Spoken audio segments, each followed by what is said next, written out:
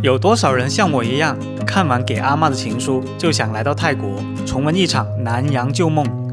影片上映之前，我去了一个不出名的泰国小城，这里没有曼谷的现代繁华，也没有清迈的游客成群，在这里我却能看到最接近100年前的样子。本期影片带你走进泰国南邦。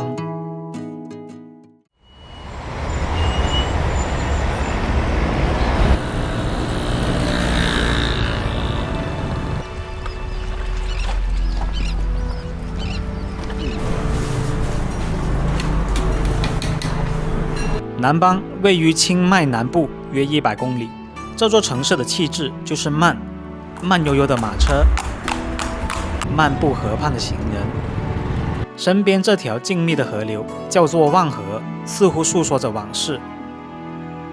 沿着望河往前走，很快就进入了南邦的老城区，街道两旁一栋栋百年骑楼依然保留着当年的模样。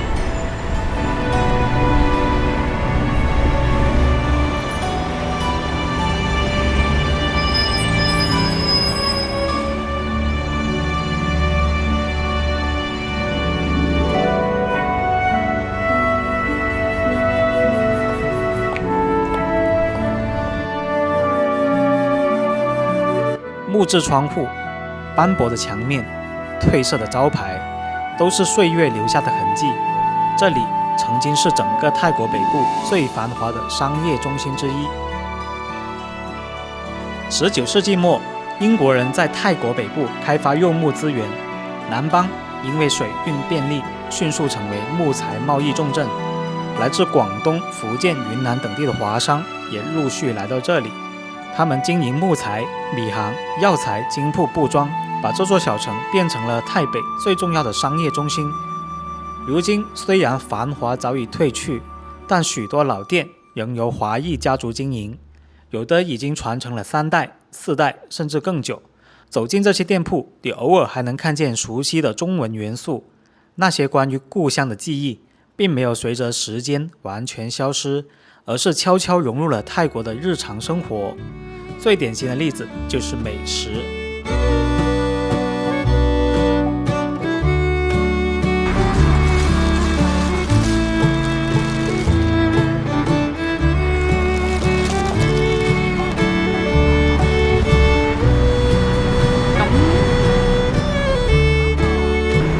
好吃耶！里面是咸蛋黄，这个就是广东小吃糖沙翁，还有这个煎堆，里面放的是豆沙馅，超级无敌甜，跟在国内吃的差不多。当地的超市啊，也卖了很多华人制品。这个是云吞皮，像这个是面条，长寿面，还有这个粉丝。这家饭店厉害咯，打车的时候它上面有个标注，叫做南邦最狂最便宜的餐厅。反正我现在就被它的物价给震惊到了。1碗粥1泰铢，炒个空心菜30泰铢。晚上8点，这里人还是那么多。这就是点的4个菜啊，一个炸鱼，一个是茄子，一个炸鸡翅，炒瓮菜，其实它分量都很小。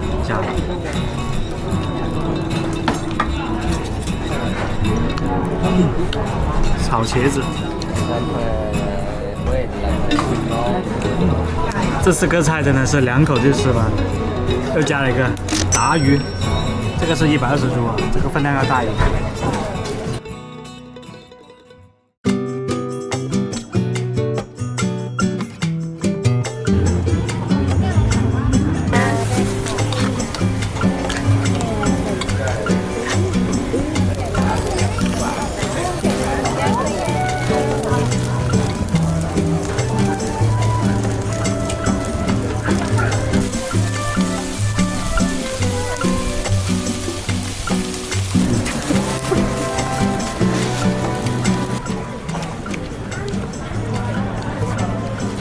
不错，烤猪大肠，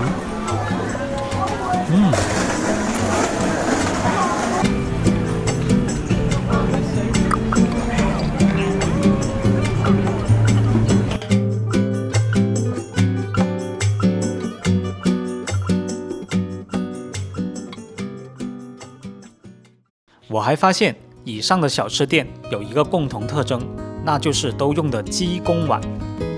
因为南邦是泰国最重要的陶瓷生产基地，这里拥有丰富的高岭土资源。从上世纪开始，陶瓷产业便迅速发展。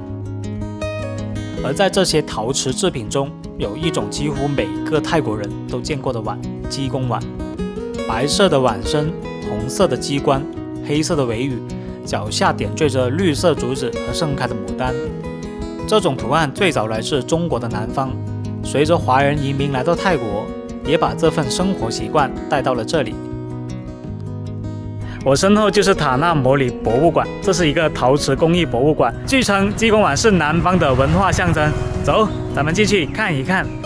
制作工艺写了，在1260度的高温下燃烧，然后从大自然中提取的颜色绘制，就是一些自然燃料嘛，再给它上色，再给它烧制呢。